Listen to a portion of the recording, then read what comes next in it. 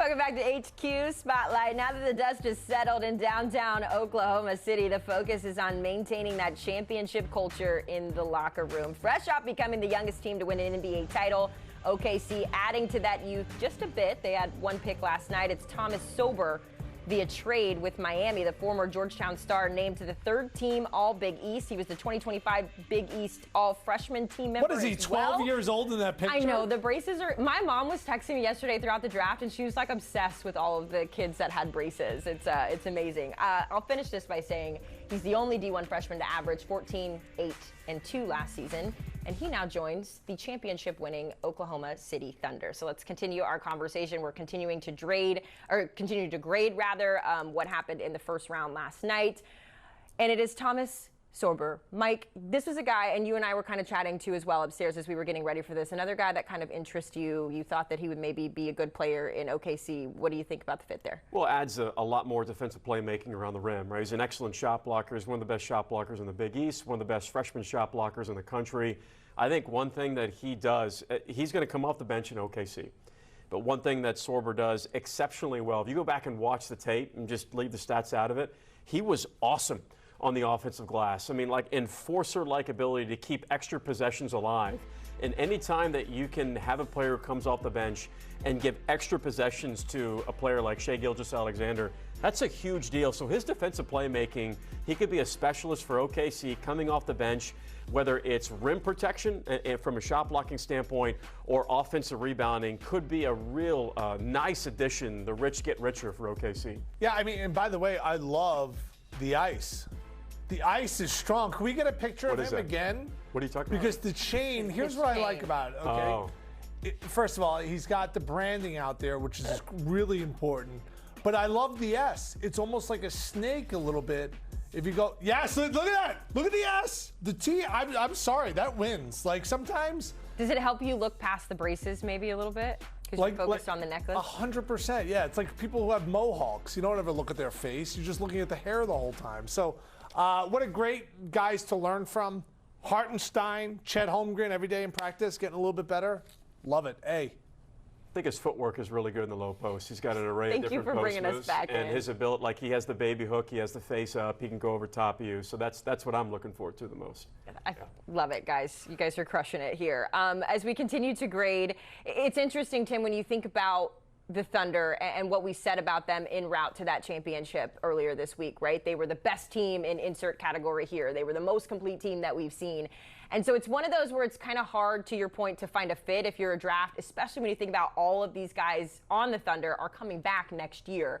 So in terms of like the fit, I know you said he's coming in off the bench there, but I guess what's the benefit for Sorber's perspective to sit and watch and maybe be a part of another championship? You know, I made this comment before, and I was actually dead serious. The Warriors had a chance to draft LaMelo Ball, and that would have been the best thing that happened to his entire career because he would have had a chance to watch Steph Curry and Klay Thompson work.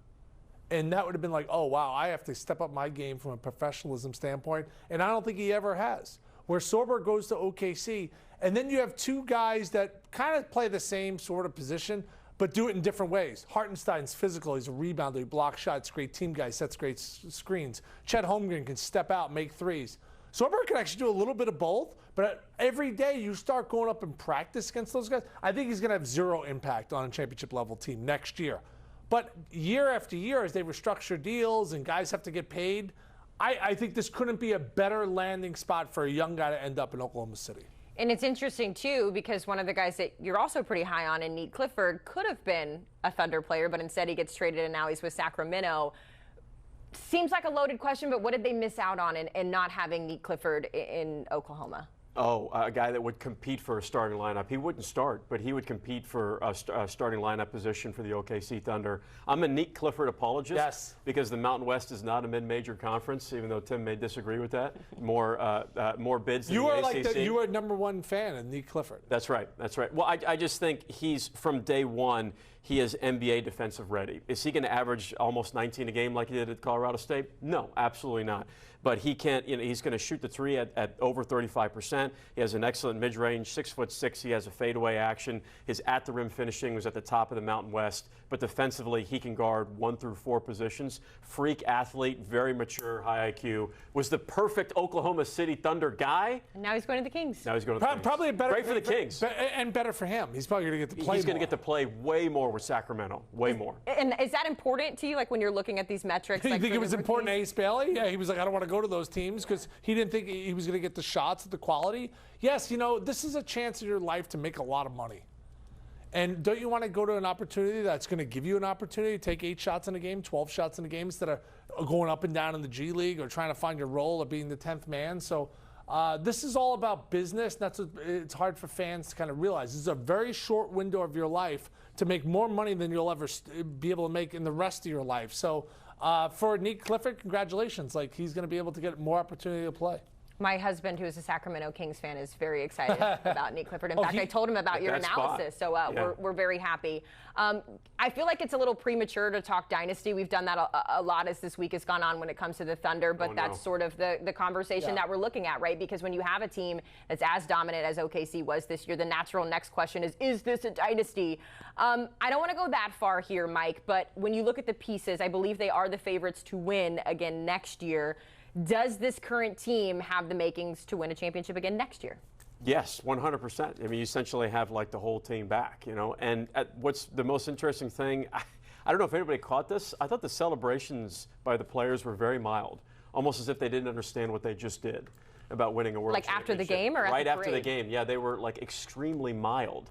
It wasn't as if everybody was going crazy. I just found it really strange, as it was a bunch of kids being like, did we just win the NBA title? Because there's 18, 19, 20, 21-year-old young men that were completely dominant all season long. If that crew sticks together, that's 2 or 3 championships, absolutely. Yeah, I think when you say dynasty, that means winning. Mm-hmm. I think the word has to kind of be changed a bit. Like, I think what Boston's done over the last 5 years, going to Eastern Conference Finals, competing for NBA championships, I know they won 1, but we're going to look back on that and be like, wow, that was a dynasty. I think putting together dynasties where you're winning like 4 titles in 6 years, I think those days are over in professional sports. Well, at least in the NBA, as we've had a different winner over the last few seasons. So I think that they're going to be right there in the West. I'm not picking them. I'm picking Houston. I think the Rockets are going to play the Thunder to go to the NBA Finals. Then who's going to win that? I think it's going to be a great series. But I think Houston's better than OKC next year. Weird. You said Dallas Mavericks. Weird there when you said that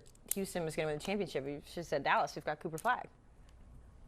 We got to hit a break here on HQ Spotlight. The fellas have been so much fun. Tim, Mike, certainly appreciate it. I am from Dallas, just like Jacqueline went to Florida. Oh, okay. Did you know that? I didn't know that. All right, here's the odds to win the NBA Finals in 2026. Holy shnikes. The Magic up there, Thunder, shortest. What'd you say? I would use a different word. Than shnikes? Yes. What would you use? Yeah, I would say, wow, that looks like a team that's going to be really good. I wouldn't say that phrase on air. Thunder looking pretty good. Mavs are looking good, too. They're just not on this list. We're sleepers for 2026.